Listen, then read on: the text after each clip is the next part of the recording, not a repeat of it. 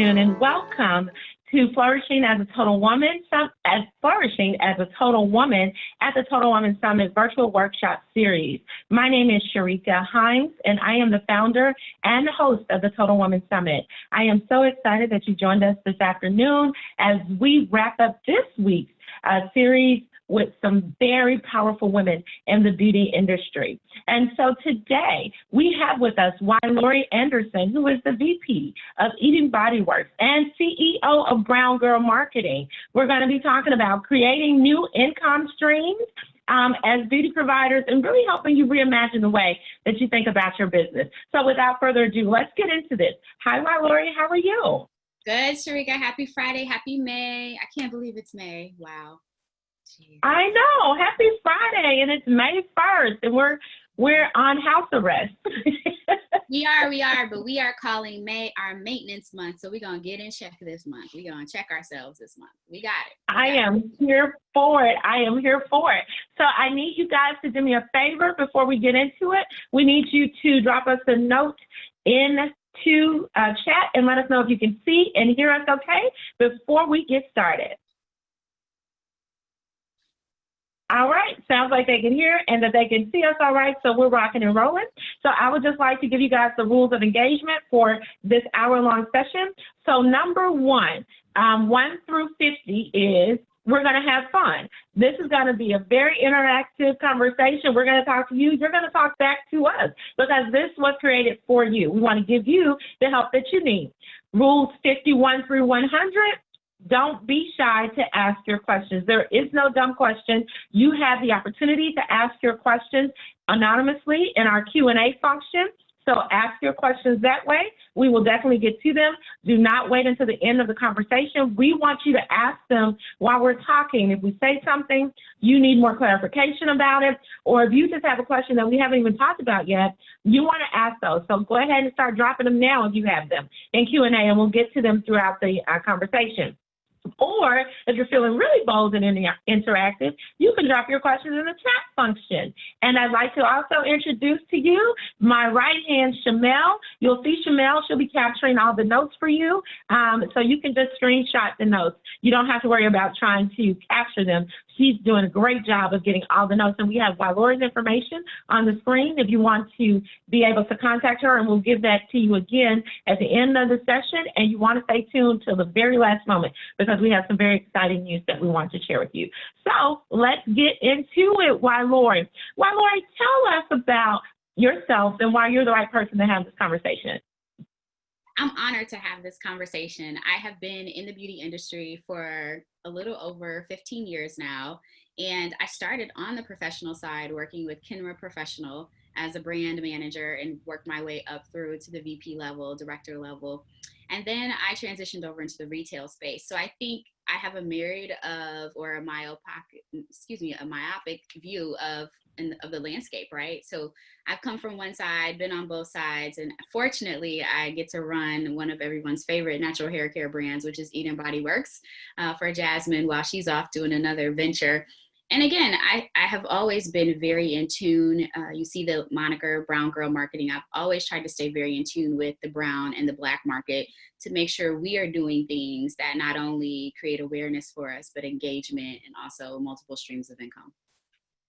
Thank you so much. So I wanted to, on the front end, establish Ylorie's experience, currency, and credibility so you all understand that she has been doing this for national and global brands for more than 2 decades. So she's definitely the person that you want to get this information from. She works with brokers, she works with stylists, she's working with brands, she's working with everybody. So this is where you want to have the conversation with someone who knows.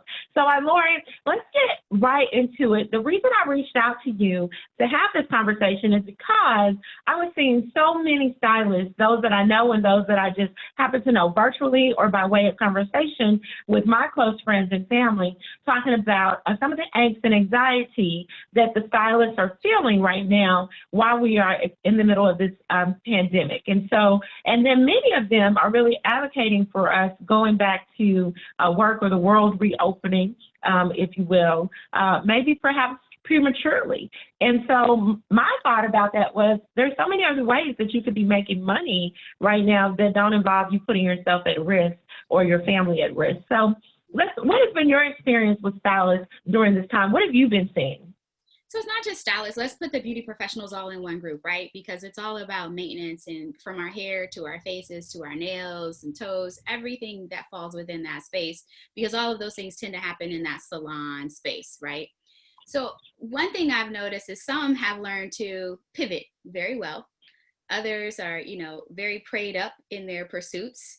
And then some are letting the pandemic really paralyze them. And I use a lot of P's in there, and I thought about it from the beginning because I wanted to go, are we planning? Are we preparing? Are we promoting ourselves? How are we? And the word for me in this conversation today is really, how are we pivoting? And pivoting doesn't mean that you're abandoning your craft, because after all, you've honed in on it, right? So we don't want you to abandon your craft, but we want you to understand ways to explore and take that craft to a whole new level. So I've seen a lot of people who are stalled. Let's use that word. And that's okay. Own your feelings, release those emotions, get over that initial hump, because it's very hard to activate something when your mental and emotional is a little shaky. It's just very hard. Not impossible, but it is hard. So allow yourself the grace to feel how you feel. But then, rent is due, as Ocasio says here in New York. Rent is due on the 1st, so there's got to be some urgency about it. So in that case, let's learn how to pivot. What are the plans and what are the preparations? And if you allow me, I'll continue to talk about that piece of it. Yes, please do. Okay. So I saw a makeup artist. I'm going to give you a couple examples, and then I'm going to tie all those back in. I saw a makeup artist post on Instagram that she posted the picture because she's now at home, right? So she's finding all these amazing pictures of everyday women, because she does a lot of celebrities, that she had not formally shared, and she would like to increase her following, to increase her engagement and her awareness. So one hint right there, she is taking all the things in her phone that she had never used, and now she's putting those to work on her Instagram to share tidbits, tips, and finished looks of her clients. One of them, she said, I feel so bad, I can't remember what I used on her face. She was like, help me out. So she reached out to her audience and was like, help me out. So someone brought up a very good tip, a voice memo after each client. So here it is. I do Sherica's hair. I do Sherica's makeup. I go, oh, I use Lip Bar, Fast Face. I use Laura Mercier, Anastasia. I used, right? So now I use Crayon Case. I know exactly what I use. It's in a voice memo. It's your name and your date. So I thought that was excellent advice, and it came from her peers and her audience. So sometimes when we're stuck, we got to reach out, right? So she reached out to her network, which happened to be her Instagram followers. So that's a makeup artist. Then I have a hairstylist. So there's a hairstylist, Style Queen Beauty, that I am personally in an industry buddy type of situation with, right? And I admire her videos. Very, very soothing. She has over 100,000 followers, and a lot of stylists have not done that. She amassed that in like 12, maybe 18 months. And it was because she was consistent. Let's use that word right there. Consistent, not just her talent, but consistent in displaying it in her techniques and her tips and how she conversated, or, the copy and the text that was in her caption. And she used hashtags very, very well. She understood. And let me back up a little bit. She was an influencer who went and got licensed. So she already understood how to succeed on Instagram, right? So then Instagram became her tool for building her business and building her platform. So again, I think there's another way of using a social media tool. So the makeup artist used it to ask for help and for recommendations and to reach out to her network. The Style Queen Beauty, who's a hairstylist, used it to show her craft and to build her audience. And then, as she always says, to qualify her, right? Because she didn't want to just be an influencer giving tips. She wanted to be the professional stylist. She'd gone to school, gotten her license, left her job, and this was now her craft. So we established a relationship when she was an influencer. So now she's licensed. I've been watching her for a year. We have not worked together since she was an influencer.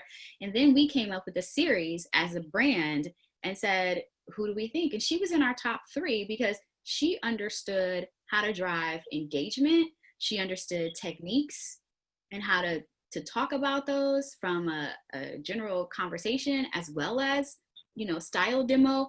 And then we'd seen her craft in practice, right? Not in person, because we're just watching her video. She's in Virginia, I'm in New York, so we're not even close by. But this gave her a revenue stream to join us on lives for 6 consecutive weeks. So it's not going to make up for what she's missing in the salon, but that's just an example of, in her case, she pivoted. And she's not styling hair all 6 sessions. In fact, the finale is that she's building customers up, because if you all are stylists, that's what you're doing. Your first one is a consultation. So she's really doing consultations, Q&A, and going live, and just like this, right? In a basic room in her house, because that's what everybody's doing in America, from Good Morning America down to Jimmy Kimmel. So that's what she's doing, is doing consultations. She's working with us to help people better understand how to use our products. She also is giving us a professional stylist aspect and take on things, because, you know, women are sitting at home going, oh, I haven't had a trim since January. And she's like, maybe don't trim it yourself, or maybe dust your edges. There's a solution, and every stylist is different. So I don't let me put words in her mouth. But again, she's able to do virtual partnerships with brands. So she took hers to a different, you know, scenario. Then I have people like Camara, who she's a makeup artist. She's doing free live sessions every Wednesday at 5 o'clock. She focuses one time on the lips, one time on the smoky eye, another time on foundation and powders and highlighters and bronzers. And so she has now amassed, as she said today on her social, an additional 1,500 followers. And she's been doing this for 5-6 weeks. It's her every Wednesday, 5 at 5, you know, and she does her tips. And she's found a way to be relevant, which, guess what? People sliding in her DMs and saying, I would like a one-on-one virtual web, because you're at home now. There's some self-care that goes into, let me put this face on myself, right? Let me learn how to do a twist out, or, you know, what gives me more definition. And these consultations, instead of $150, maybe your consultation is $50, because it's a virtual. And it's a way for a stylist to make, you know, lunch money, dinner money for some. And some is just against the rent. So I think, again, part of it is we have to be able to pivot. And a lot of us are stuck on how to pivot. We talked earlier about, and I'll talk about marketing tools when you get to that section, but this is just an example for Instagram, right? My favorite example is D Nice. Everybody knows Club Quarantine. Everybody was in tune to D Nice on the weekends. So what happened is this man said, I can't DJ at clubs and at events, so I'm going to do my craft for the global audience. Why not? Get discovered. Somebody in France might see him and fly him over for an event next year. Somebody in France might see you doing makeup, doing hair, might see your nails and say, you know what? I want to have them in my event in 2021. God could be setting you up for the major comeback. And because you haven't pivoted, you are missing. You are missing, because people are watching. The viewership for everything is so high right now. D Nice got so high.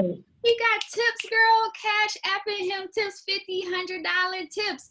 And he never asked for it. Somebody in his audience said, what's your Cash app?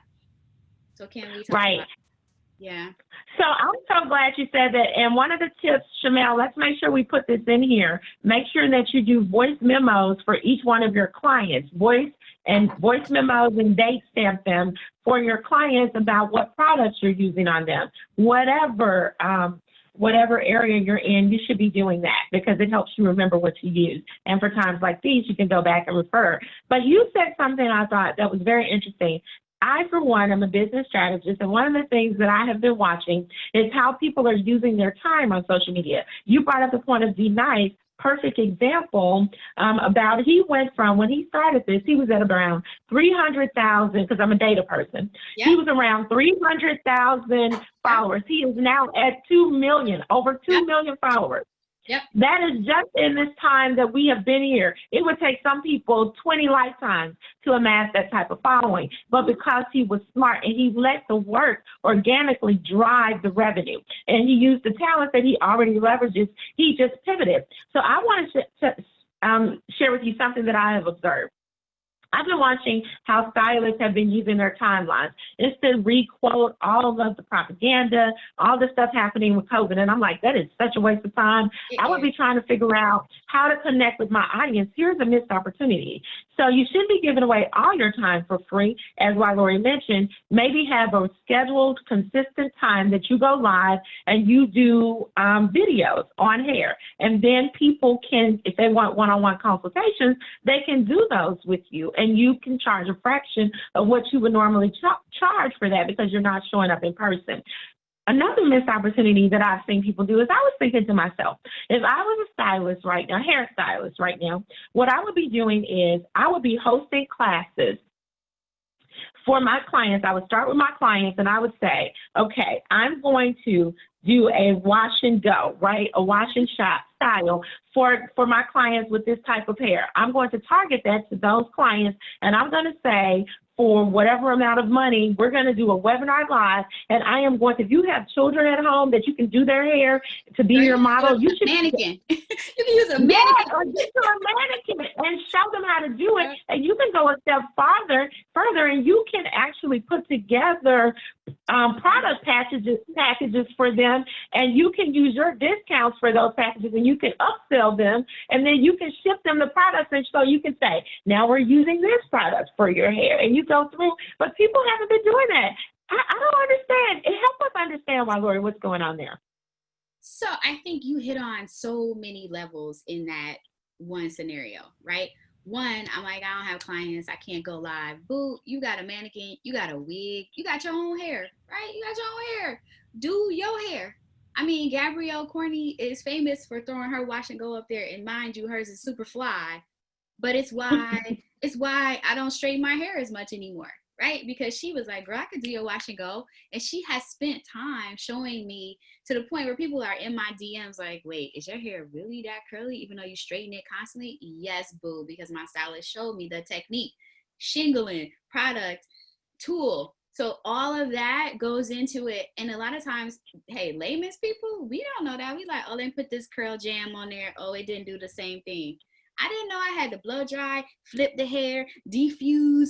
I didn't know all of that. But now I know because she and I have had some consultations because I'm not being spoiled in her salon every 2 weeks, right? So I'm like, girl, I gotta figure this out. Same way as like now I know my twist stylist can't put it up and take it down the next day. My twist stuff has to stay in for 3-4 days for definition, which means now I'm using head wraps and other things. Here's the funny thing. A stylist who could tie a hair wrap on some hair is also golden. Like y'all could be so creative in terms of what you're doing.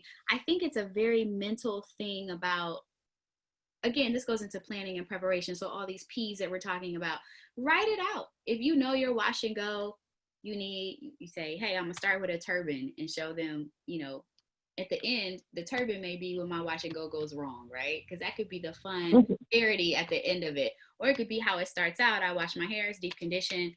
I don't feel like blow drying. I don't feel like roller setting. I don't feel like flat twisting, whatever the case may be.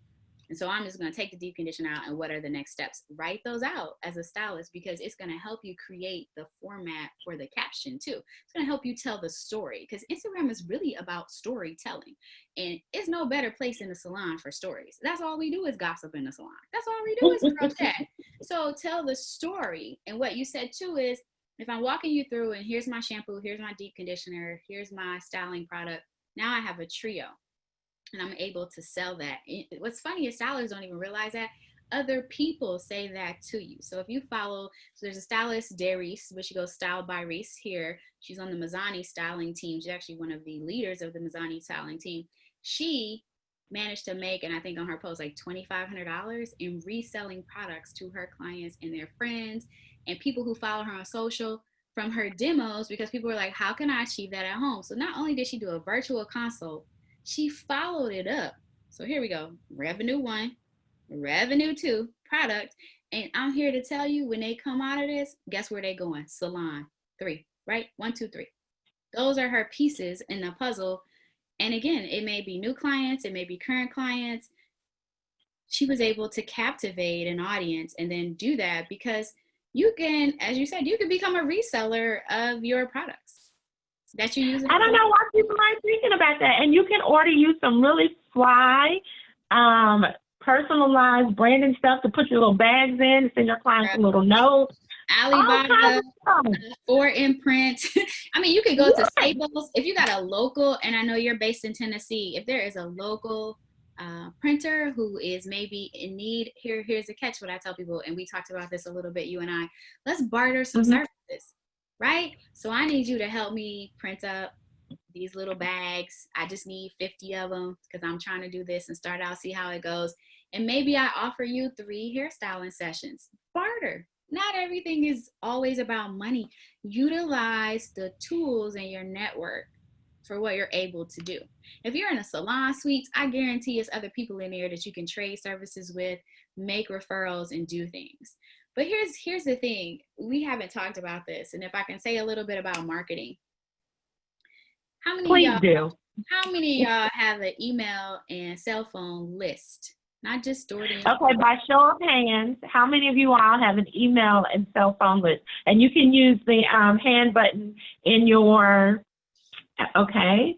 So far we have just 4 hands raised out of all of these people. Missed opportunity. Missed, because as a stylist, you're not going to send weekly emails. That's what brands and products and people like that do. That may not be something that you do. If you have an assistant or if you have a salon suites type of thing where there's someone who can help elevate you a little bit in technology, take advantage of that, right? If you have a teenager who's really good with some things and they can help you because it's a family business and that's what y'all doing, by all means do that. But don't put stress on yourself for something that's not your talent, not your sweet spot, not your passion or your purpose. But here's the thing. If you have everybody's cell number, there's these little cell companies, these SMS companies that allow you to send a group text message without having to list all our phone numbers out there because that's personal, right? And you can say, hey, I'm back in the salon tomorrow at 10 a.m. You don't have to call everybody. You don't have to wait on people to find out. You can send an email that says that. You could send a text message that says, I'm now offering virtual consultations. You could send one that says, I have an opening. Someone dropped out on Thursday at 10 a.m. Come see me. Like, you should be utilizing this in your everyday role so that when opportunities like this come, again, pivot. You simply change the messaging of some tool that you're already using. That's so good. So let's answer one of these questions. What's the best way to approach influencers during this time to collaborate for sales growth? Is that from a stylist or any beauty professional? You just want me to say generically how to do that? I'm going to assume it's from a stylist because this was marketed towards stylists. Okay. All right, so if you're a stylist and you see an influencer, I'm assuming you would like to do their hair or have them help cross-promote your brand. So 2 different answers there, right? So if you want to offer your services for styling, no influencer, unless you just don't really know how to do hair, will turn down a free offer to do that, right? Because think about it, braiding and all those intricate styles are costly. They're $200 and up. Right?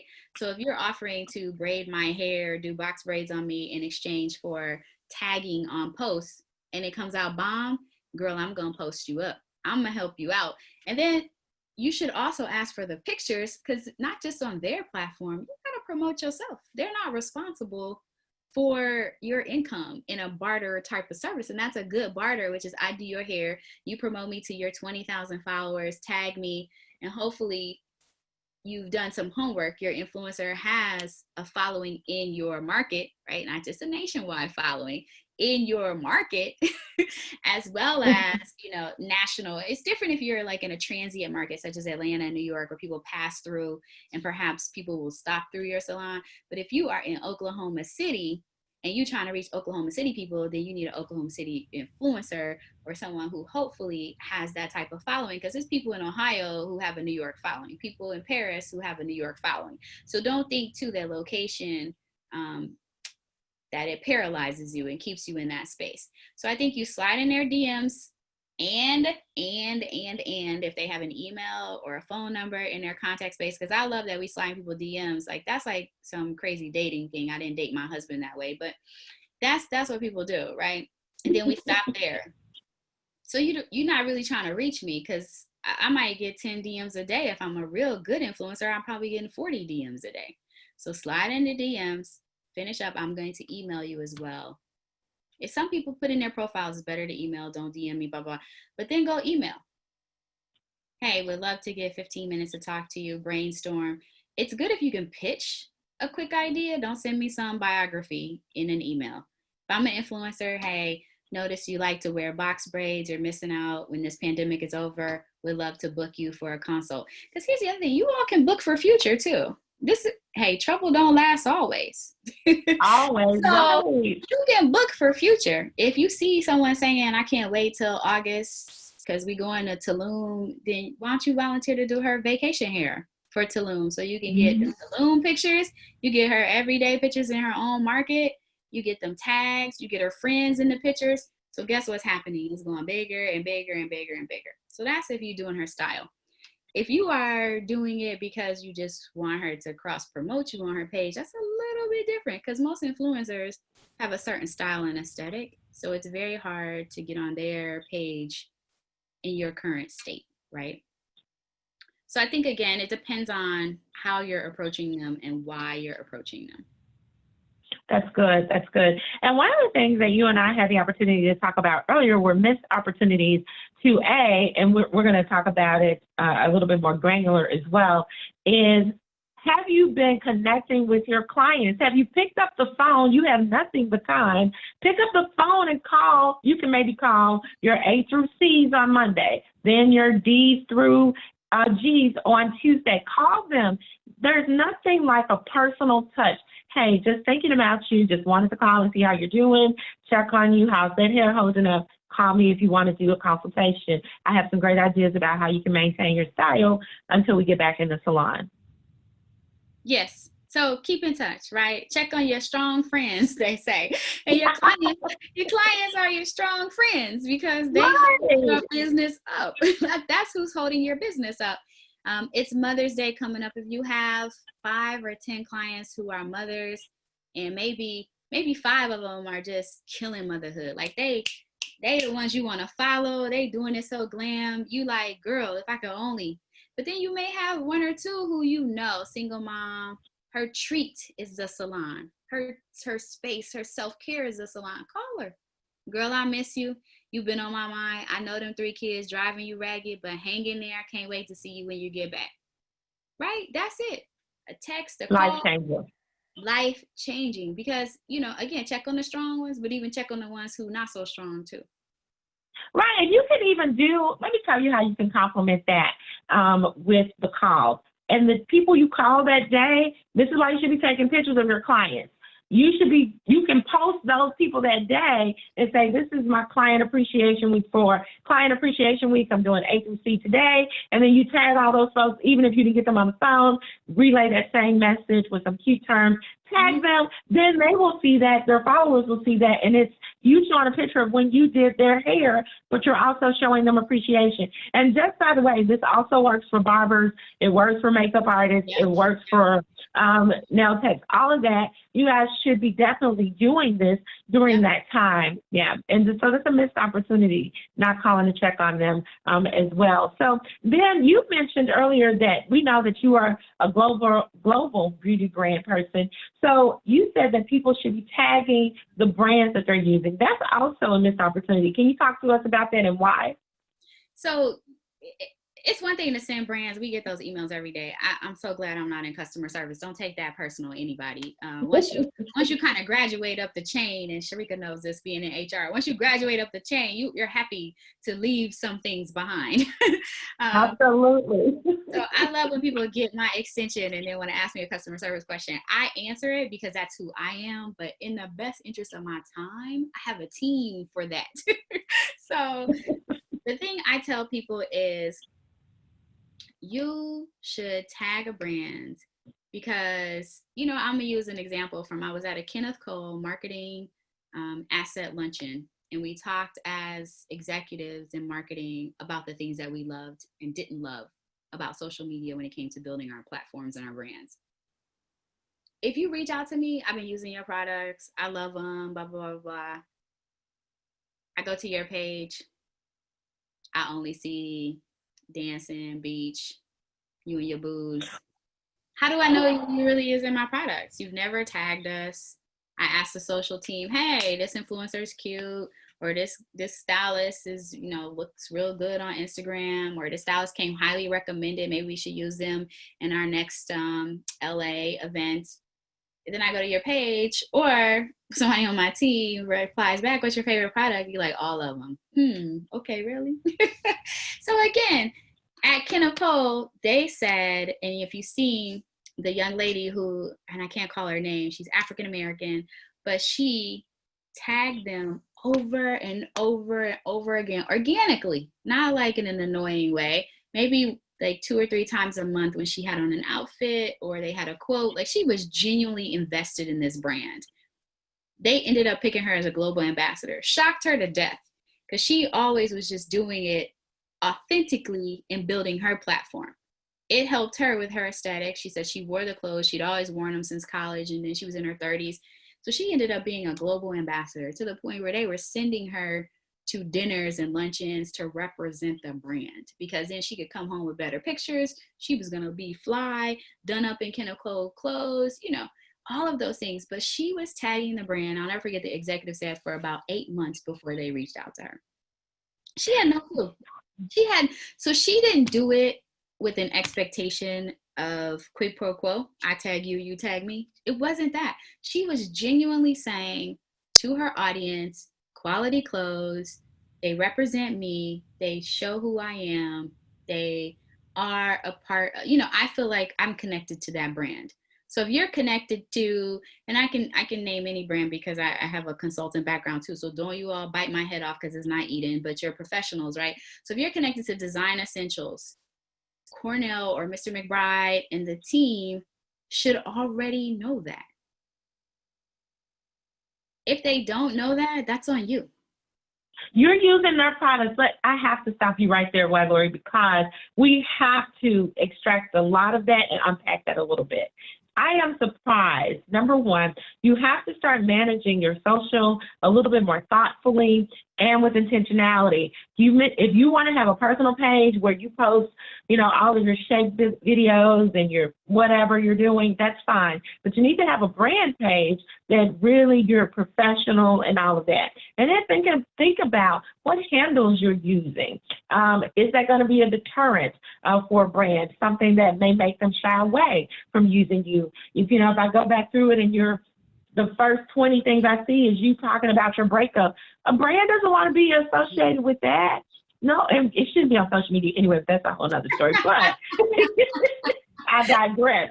But you've got to think about thoughtfully, even down to your Cash App names, like all of these things.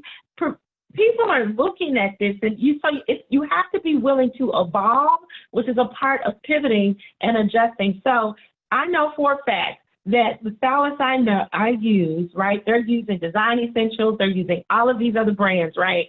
They are never tagging. You are missing opportunities. Think about, on a regular day, if you're at your salon, how many heads you do a day. Let's say on average about 8, right? Even barbers, whomever, manicures, whomever, makeup artists.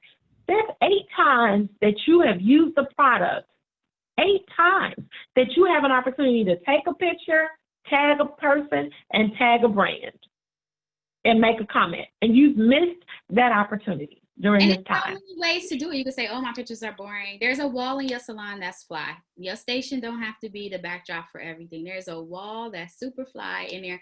Or guess what? There's a sunlight in the outside in the parking lot that's super fly too, at just the right angle. And these iPhones and Androids are amazing these days. So many editing tools and stuff. And there's a YouTube video for everything. And y'all at home. What else y'all doing right now? You at home.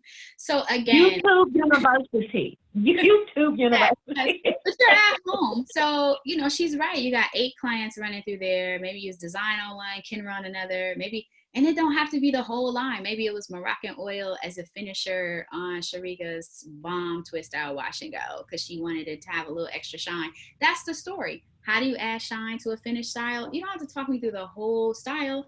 You could do 3 photos straight across on the gram, and each one can tell a different story with the same person. Side view, top view, wash look, styling look, finish look, however you want to present it. That's up to you, because it's your asset to then share your content.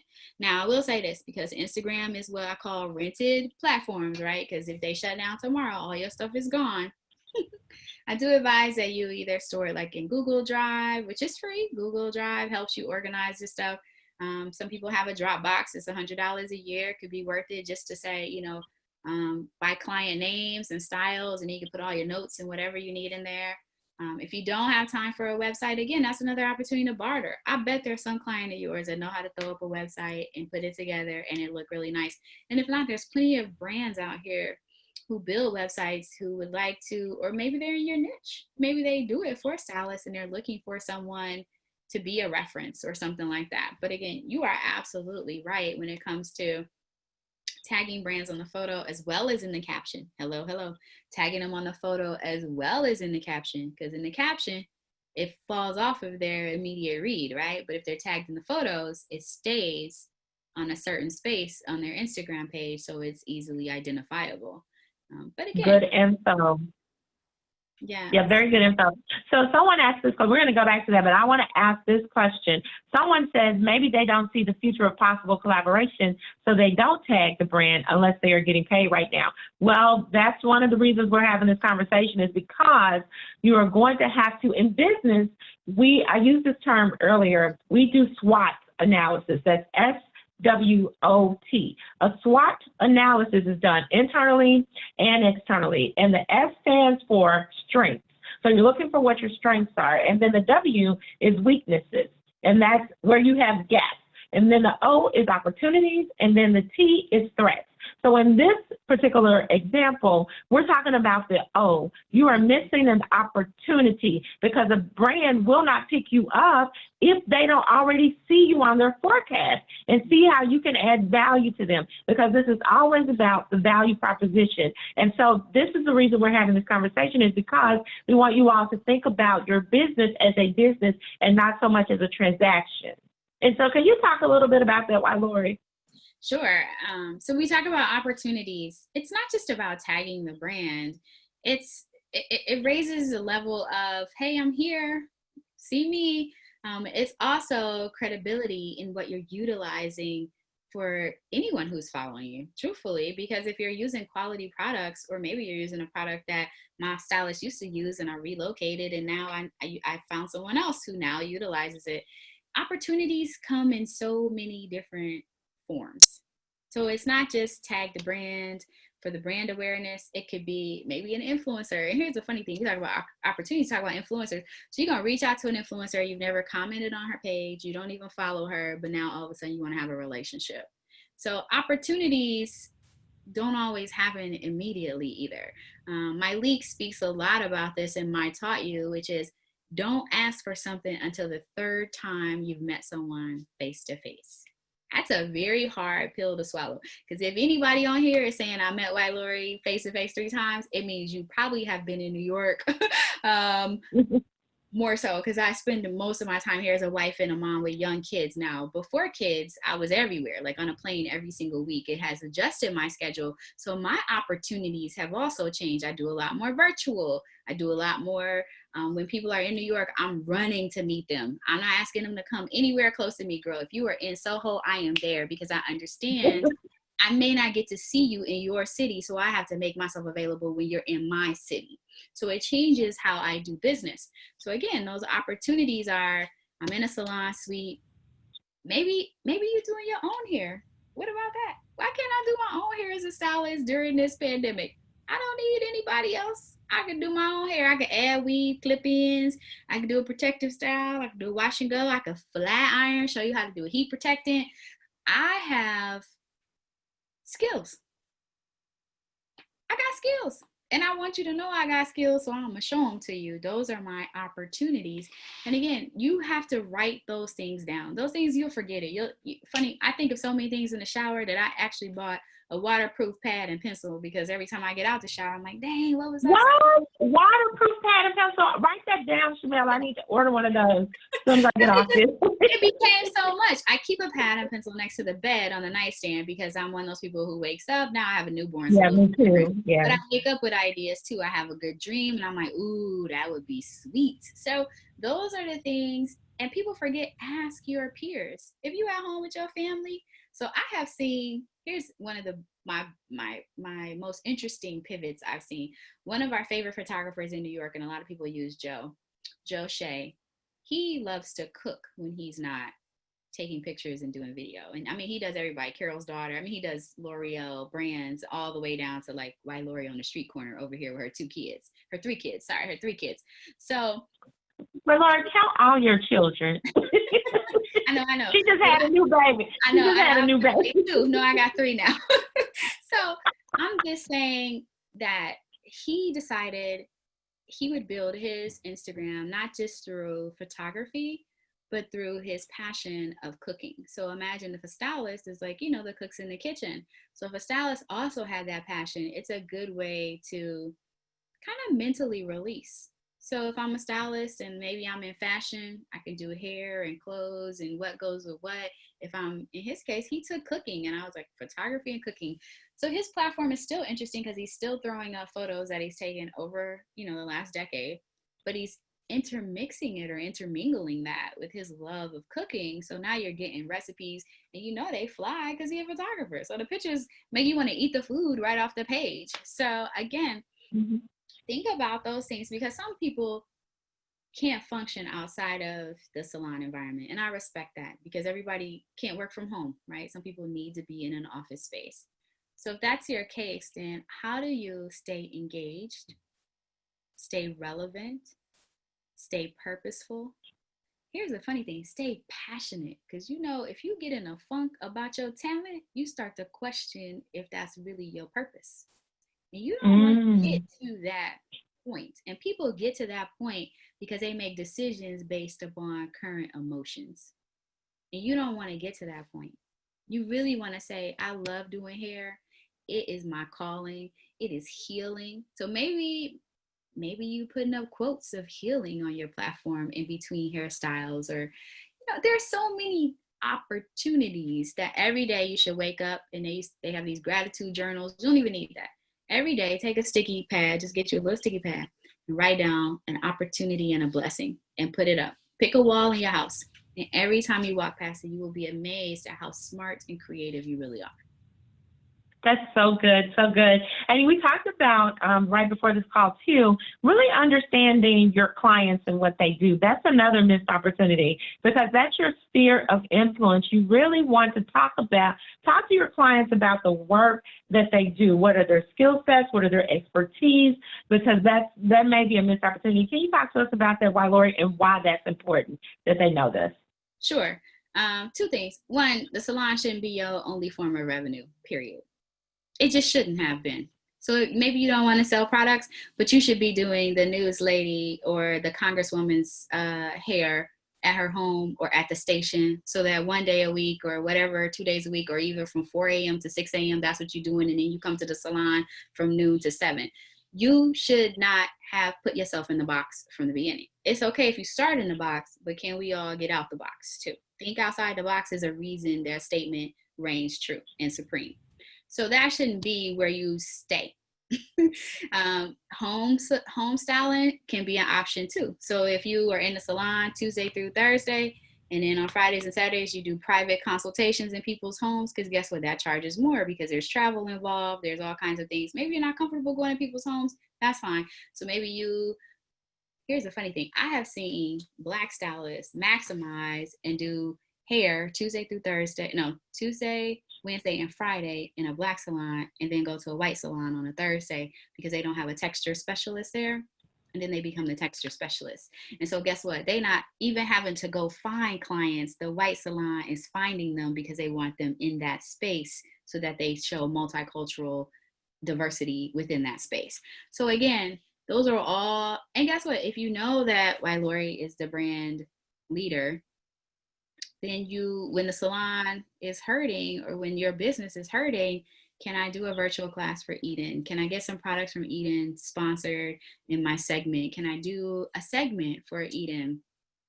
Can you include a video of me styling using your products in an email blast and mention my salon? Because then now we have a relationship. I trust you with my hair, so then we have camaraderie there. We can talk about business as well as personal things if that's what we're doing while I'm sitting in your chair. So if I know Sherica is the HR manager over at St. Jude's, maybe one Saturday I come in and do cancer patients' hair. I do some of the kids' hair. I bring some of my stylists with me because those parents are going to remember me. It gives me an opportunity, and I'm doing something so amazing in a volunteer atmosphere that karma is going to come back. Let me say karma because not everybody is into that, but karma is going to fulfill something. So again, knowing who your clients are. I've sat in many of salons, and then when the girl gets up and leave and I get in the stylist chair and she's like, oh, she's Diddy's assistant. I'm like, what? What? Like, I'm all into it. Like, what? Yeah, girl, I happened to be on set one day, did somebody's hair. She saw me. She became my client. Wow. Okay. So again, if you're going to be personal and beauty professionals, it's personal. Y'all know a lot about people. You know everything all up in the scalp. You know everything. You know when my hair falling out because of my divorce. You know all that. I'm not divorced, by the way. Let me be very clear. You know when my face breaking out. You know when I ain't had enough water. You know my diet changed. You probably one of the first people I told I was pregnant. Girl, I'm pregnant. I can't get no more relaxers because you know my grandmama said I can't color my hair. That's why there's gray hair. Right? That is why it's gray hair, because if my grandma saw me color my hair and I was pregnant, she would have just came up out of everything she knows. So again, you know my story. So help take that story to the next level. And don't be afraid to network. You talk about sphere influence a lot, Sherica. So maybe Ylorie's not the answer, but Ylorie knows somebody who is the answer. Yeah, absolutely. And so that's why we're saying you definitely want to go deeper, because our hope for you is that you stop thinking about your business as, because I said this and I mean this in the most respectful way, a lot of the mindset applied to hairstylists or just stylists in general, beauty professionals in general, is very hourly employee mindset. And so you really have to shift to being more thoughtful about your business in that way. I'll give you a perfect example. So one of my friends does hair, right? Not here, but somewhere else. And what she does is she has the clients that don't want to come to the salon, and she has a day, 2 days a week, where she just travels. And so she's adding an extra $100 to their service just so she can come to their home. They don't care. They can't afford it. So maybe you can offer that service and you would still be doing those clients because you can just put your mask on, you can make sure they have a mask on, their gloves on, spray them down, whatever. But my point is, even when we get out of this, you don't have to Ylorie's point, always be in the salon. The same thing with barbering. There are some people that are just like, no, I like the ease of convenience. You come to where I am, so I don't have to come to where you are. So that's another opportunity there as well. So just start thinking about what your people do, understanding who they are, and who they know, and then who they know knows. And so it just keeps going on and on and on and on. So, well, Ylorie, I do have my stylist right now has just created during this downtime. She just created some beard oil. And so we're super excited about that.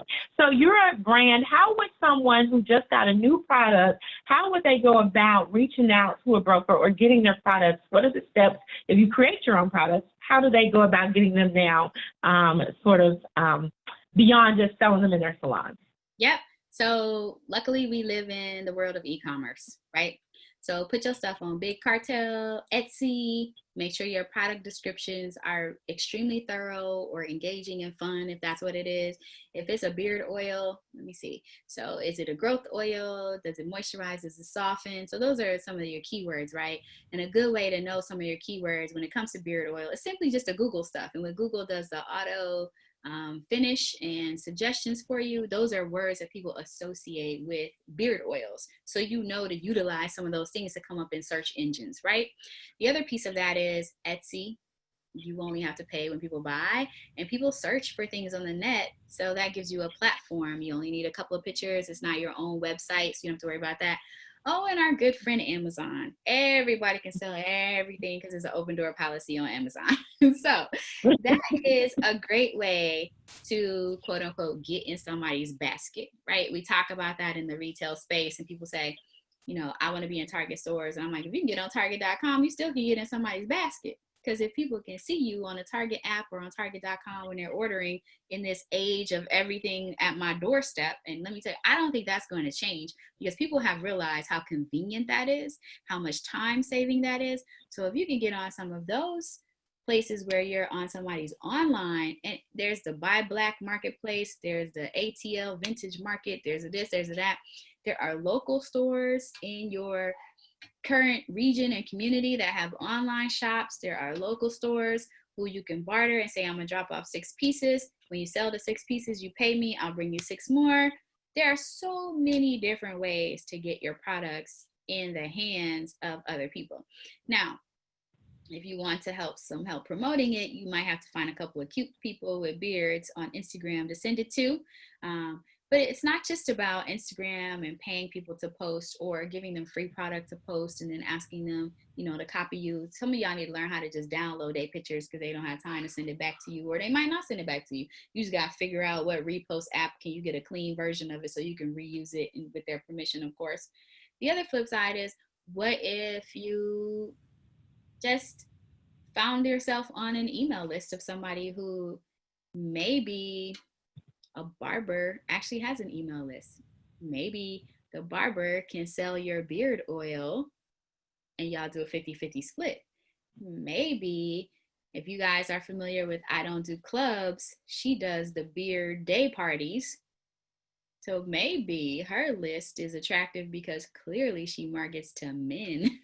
So again, I think once you start Googling and seeing, as you say, YouTube University, Google is very helpful. Just asking around about beard oils. And we forget too that women shop for men as well. So don't leave out women in the ability for them to buy self-care things for the men of their lives, right? So Father's Day is coming up. What's your promotion? What's your build-up? What's your conversation around Father's Day? What's your campaign about beards? We laugh at Old Spice, but they found some dude, took his shirt off, put him on a camel, and then Old Spice became popular again. And only thing I know about Old Spice is my granddaddy wore it. My granddaddy is 80. So my husband is not wearing Old Spice. Would not buy it for my husband.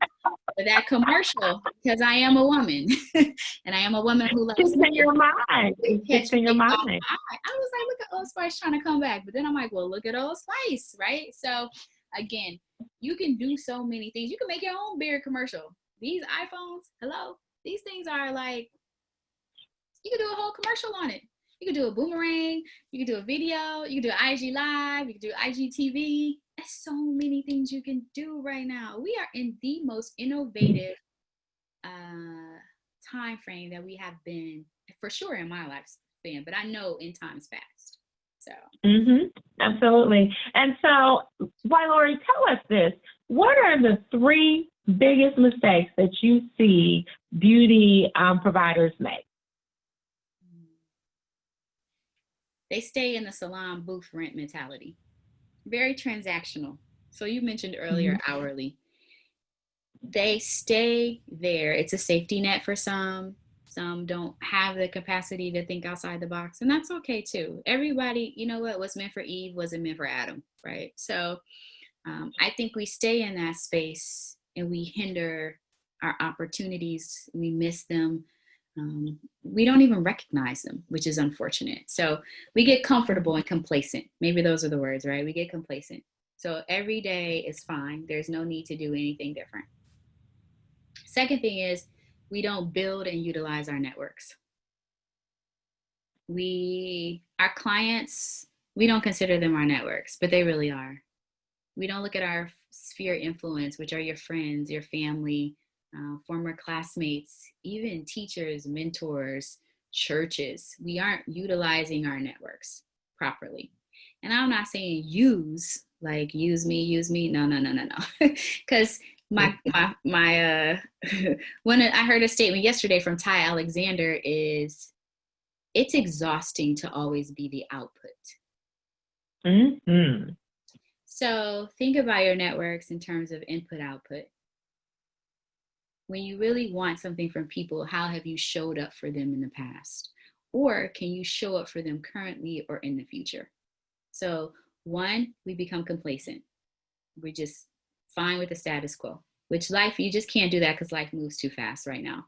Two, we don't utilize our networks. We don't build them and we don't utilize them. It's a continuous building process. So people say, I have enough friends. I'm not talking about friends. I'm talking about, do you know enough things about your business today that will still be relevant in 10 years? No. So keep building your networks because your networks will help you with your business. And then three, we don't do enough research. When I mean like reading, really figuring out how to be better, right? We don't do enough to be teachable. Used to be a motto I used to say a lot, be teachable. So we're not doing enough to better ourselves as people, which would then hopefully spill over into how we do business. So if you're not building your networks, your design essentials don't know you, your Moroccan oil don't know you, your Kinras don't know you, your crew don't know you, right? That's building your networks. This is a good time to do that. If you're using their products or if you have some questions, we don't know. We haven't called Dyson because they have these brand new hair dryers that I see all over the TV all the time in commercials. We haven't built a relationship with Dyson and say, hey, I would love to test out your dryer. Do you have a PR list? Do you have a test or focus group? I would love to submit my credentials, right?